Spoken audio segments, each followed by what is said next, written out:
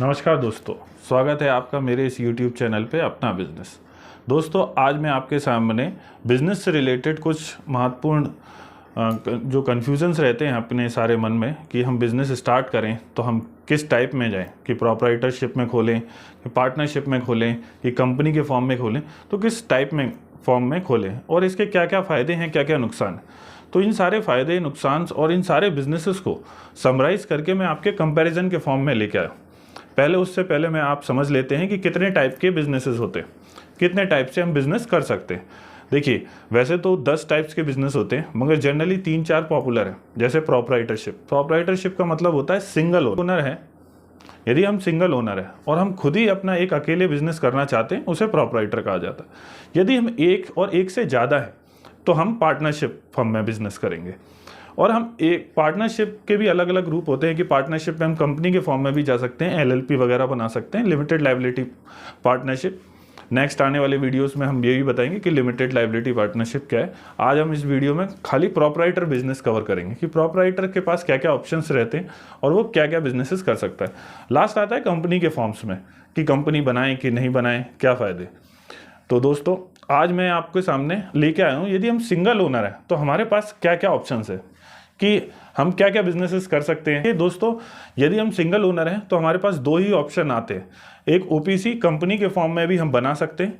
Sir, company के form में हमने तो सुना था कि कंपनी मिनिमम 2 पार्टनर, 2 लोग चाहिए होते हैं, 2 मेंबर चाहिए होते हैं। नहीं, 2013 में जब कंपनीज एक्ट आया तो कंपनीज एक्ट के आते ही जो गवर्नमेंट ने एक चीज़ इंट्रोड्यूस करी, वो है OPC, 1 पर्सन कंपनी। अकेला बंदा भी कंपनी के फॉर्म में बिजनेस कर सकता है। जैसे अकेला पहले प्रोप्राइटर कर सकता था, तो उसके पास 2 ऑप्शन आ गए कि एक तो कंपनी के फॉर्म में करेगा या प्रोप्राइटरशिप के फॉर्म में करेगा और रहेगा अकेला ही। तो उसके पास ये दोनों ऑप्शन आने के साथ साथ उसके मन में कन्फ्यूजन आ गया कि भैया कि हम OPC में जाएं, कंपनी के फॉर्म में जाएं, कि हम प्रोप्राइटरशिप के फॉर्म में जाएं। तो देखिए, हम इसको थोड़ा सा कैटेगराइज करेंगे कुछ चीज़ों के बारे में कि रजिस्ट्रेशन की लायबिलिटी किस पे आती है, लायबिलिटी जो होती है, लायबिलिटी की अनलिमिटेड लायबिलिटी, अनलिमिटेड लायबिलिटी कैसे रहती है, कंप्लायंसेस क्या रहती हैं दोनों के बीच में, लीगलिटी के क्या ऑप्शंस है। तो और टैक्सेशन सबसे महत्वपूर्ण है, टैक्सेशन कि हमारे दोनों में टैक्सेशन का क्या डिफरेंस रहता है। कंपनी बनाएंगे तो क्या टैक्सेशन, और इजी सेटअप किसका रहता है, और सेपरेट ओनरशिप किसकी रहती है। तो इन सारी चीज़ों को कंसोलिडेट करके आपको समझ में आ जाएगा कि यदि हम ओनरशिप, यदि हम सिंगल ही चाहते हैं कि हम सिंगल ही ओनर रहें, मगर हम दोनों में से क्या चुनें। देखिए, जो रजिस्ट्रेशन होता है, जो इजी होता है, सबसे पहले जो प्रोप्राइटरशिप की बात करी तो प्रोप्राइटरशिप सोसाइटी जो होता है, अपने शॉप एक्ट के अकॉर्डिंग इसका रजिस्ट्रेशन मिल सकता है। और जो ओनर का पैन कार्ड होता है, यदि कोई इंडिविजुअल है XYZ, राम श्याम, तो इनका जो पैन कार्ड होता है, उसी पैन कार्ड के बेसिस पे उसका रजिस्ट्रेशन हो जाता है और उसी पैन कार्ड के बेसिस पे वो बिजनेस कंटिन्यू कर सकता है और बहुत इजीली सेटअप हो जाता है।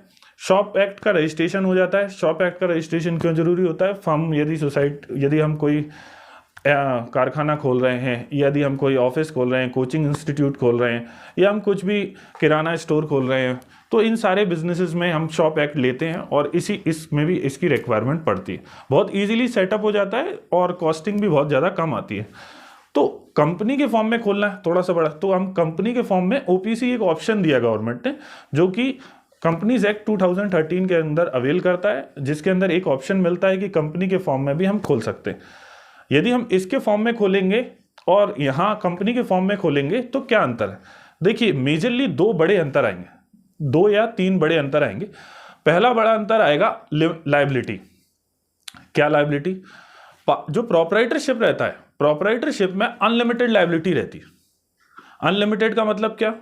यदि अपन ने सपोज बिजनेस में 50 लाख रुपए लिए बिजनेस करने के लिए, और वो हमने बिजनेस के अंदर लगा दिया और हमारी खुद की पर्सनल संपत्ति भी थी, तो क्या हुआ, 50 हम अनफॉर्चुनेटली हम इंसॉल्वेंट हो जाते हैं, दिवालिया घोषित हो जाते हैं, या बिजनेस करने में कंटिन्यू नहीं रहते और लोन चुकाने में असमर्थ रहते हैं। यदि हमने बैंक से लिया या हम क्या फाइनेंशियल इंस्टीट्यूशन से लिया, तो हमारी जो लायबिलिटी है, हम पर्सनल एसेट्स जो होंगी उसको बेच के भी पैसा आएगा। पहले तो हमारी फर्म के अंदर जो भी कैपिटल लगी होगी, जितनी भी एसेट्स लगी होंगी, उनको बेच कर पैसा निकाला जाएगा। उसके बाद क्या होगा, अपना जो पर्सनल एसेट्स हैं, जो भी हमारी संपत्ति है, कार, गाड़ी, जेवर और ज्वेलरी, इन सारी एसेट्स को बेच कर भी ये सारी चीज़ें करी जाएंगी। वहीं कंपनी के केस में जो लायबिलिटी रहेगी वो लिमिटेड लायबिलिटी रहेगी। लिमिटेड लायबिलिटी का मतलब कंपनी के अंदर हमने जितना भी पैसा लगाया होगा और कंपनी के पास जितनी भी संपत्ति होगी उसको बेचकर उसकी लायबिलिटी चुकाई जाएगी और लोन वगैरह उसको पेड किया जाएगा। तो ये सबसे बड़ा फायदा है। यदि हम कंपनी के फॉर्म में जाएंगे तो लायबिलिटी हमारी क्या होगी, लिमिटेड होगी। और हम यदि सिंगली ओनर रहना चाहते हैं तो हमारे पास एक प्रोपराइटर का ऑप्शन है जहां पर अनलिमिटेड लायबिलिटी रहती है। तो सेकंड पॉइंट आता है टैक्सेशन को लेके। सर टैक्सेशन क्या? टैक्सेशन में बहुत इंपॉर्टेंट है। देखिए, यदि हम प्रोपराइटर रहेंगे तो हमारे पास स्लैब रेट लगेगा। स्लैब रेट जिसमें हमें दायरा दिया गया है कि 2.5 लाख से 5 लाख के बीच में 5% और 5 लाख से ऊपर 10%। दोस्तों, यदि हम टैक्स स्लैब रेट का बेनिफिट मिलेगा अपन को प्रोपराइटरशिप बिजनेस में, मगर यदि हमारा टैक्स स्लैब रेट 30% की कैटेगरी में आ रहा है तो हमारा जो 30% की कैटेगरी से ऊपर के सारे जो भी प्रॉफिट होगा उस पर 30% लगेगा।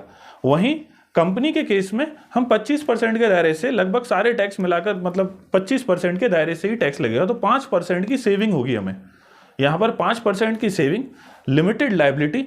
तो ये दो फायदे हैं ओपीसी के। यही दो नुकसान कहां पर हैं? प्रोपराइटरशिप करते हैं इंडिविजुअल ओनरशिप पे। यदि ओपीसी के अंदर करते हैं तो ये दोनों फायदे बन जाते हैं। तीसरा आता है परपेचुअल सक्सेशन। परपेचुअल सक्सेशन क्या? परपेचुअल सक्सेशन, यदि कंपनी किसी बंदे की डेथ हो जाती है, और कंपनी में नहीं, यदि हम प्रोपराइटरशिप की बात कर रहे हैं, प्रोपराइटरशिप में यदि किसी की डेथ हो जाती है और डेथ होने के बाद वो प्रोपराइटरशिप वहीं खत्म हो जाएगी। बट कंपनी के केस में ऐसा नहीं है। यदि कंपनी के केस में यदि वो सिंगल बंदा ही है और उसकी डेथ हो जाती है तो कंपनी बंद नहीं होगी, क्योंकि परपेचुअल सक्सेशन है। उसमें कहा जाता है, एक कहावत भी है, जैसे मैन में गो मैन में कम, कंपनी गोज फॉर एवर। आदमी आता रहेगा जाता रहेगा बट कंपनी चलती रहेगी। तो इसमें क्या है कि ओपीसी कंपनी नहीं बंद होगी, क्योंकि ओपीसी कंपनी का एक सेपरेट पैन कार्ड है, उसकी सेपरेट लीगल एंटिटी है, कंपनी अलग होती है, ओनर्स अलग होते हैं। इस वजह से पर्सनल जो लायबिलिटी रहती हैं वो उसके लिए बाउंड नहीं होता। तो ये सबसे बड़ा फायदा है ओपीसी का। प्रोपराइटरशिप तो ये सारी चीजें बताएगा। सेपरेट प्रॉपर्टी, दूसरी चीज, कंपनी के अंदर जितनी भी एसेट्स खरीदेंगे वो कंपनी के नाम से होंगी। बट यहीं पर यदि हम पार्टनर उसमें प्रोपराइटरशिप में करेंगे तो ये सारी उसके इंडिविजुअल उसके खुद के नाम से खरीदी जाएंगी। तो अब नुकसान क्या है? नुकसान कुछ नहीं है, नुकसान कुछ कंप्लायंसेस बढ़ जाएंगे। नुकसान देखो, किसी चीज में नुकसान नहीं होता। ये आपके लिए सूटेबल कौन सा होगा, ये वीडियो के लास्ट तक थोड़ी सी मैं कोशिश करूंगा कि आपकी ये सारे कंफ्यूजन दूर हो जाए। बस एक सबसे बड़ा नुकसान क्या है, कंप्लायंस कॉस्ट बढ़ जाएगी। कंप्लायंस कॉस्ट क्या है कि कंपनी में आरओसी में अपनी ऑडिटेड रिपोर्ट बना के देनी पड़ेगी। ये ओपीसी में कंपनी में देनी पड़ती है, कंपलसरी है, ऑडिट कराना कंपलसरी है, ठीक है। और अपना रिटर्न फाइल कंपनी का अलग जाएगा, इंडिविजुअल का अलग जाएगा। बट वहीं इसी की केस में बात करूं कि यदि प्रोपराइटर के केस में तो एक सिंगल रिटर्न फाइल होगा उसका, इनकम टैक्स का एक सिंगल रिटर्न में उसका काम चल जाएगा। और यदि उसका टर्नओवर, उसके बिजनेस का टर्नओवर 1 करोड़ से ऊपर है तो टैक्स ऑडिट की एक एडिशनल लायबिलिटी आएगी। बट वो तो कंपनी के केसेस में भी आएगी। यदि टर्नओवर की लायबिलिटी उसकी क्रॉस करती है कंपनी के केसेस में तो टैक्स ऑडिट तो कंपनी में भी कराना पड़ेगा। तो ये कोई सिमिलर पॉइंट नहीं है। बट यहाँ पर आरओसी में ऐसा, आरओसी के अंदर कुछ नहीं आता, क्योंकि प्रोपराइटरशिप किसी एक्ट के अंदर गवर्नर नहीं होता और जहां पर अपन को लायबिलिटी दी गई। मगर आपको ये बता दूं, अब मैं वीडियो के आखिरी तक हम पहुंच गए हैं, तो सर हम खोले क्या? मैं आपको सजेस्ट करूंगा कि मेरी राय से यदि आपको फंड रेज करना है, क्योंकि देखो कंपनी एक जो एंटिटी रहती है बहुत ट्रांसपेरेंट रहती है। कंपनी का जो डेटा है हम आरओसी की वेबसाइट पे जाके चेक कर सकते हैं, मगर प्रोपराइटर के केस में कोई चेक नहीं कर सकता। उससे ट्रांसपेरेंसी बढ़ती है। आपके बिजनेस में पैसे लगाने वाले बहुत हो जाएंगे। आप जॉइंट वेंचर वगैरह, वेंचर्स कैपिटल्स होती हैं, बैंक्स, फंड्स होते हैं, बहुत सारे लोग होते हैं जो पैसा लगाना चाहते हैं आपके बिजनेस में। तो जैसे आपको पता होगा कि कंपनी में डायरेक्टर, वो सारी चीजें, तो ये कंपनी के फॉर्म में यदि बनाएंगे तो बहुत सारा सहूलियत होती है। वहीं ये प्रोपराइटर के केस में ट्रस्टवर्दी नहीं होती। ये वीडियो हमारे पार्टनरशिप से रिलेटेड होंगे कि पार्टनरशिप में बिजनेस करते हैं तो क्या चीज होगी। ये प्रोपराइटर से लेकर रिलेटेड वीडियो था। आपको कैसा लगा कमेंट करके जरूर बताइएगा। Please share, like, subscribe my channel. Thank you, नमस्ते, जय हिंद।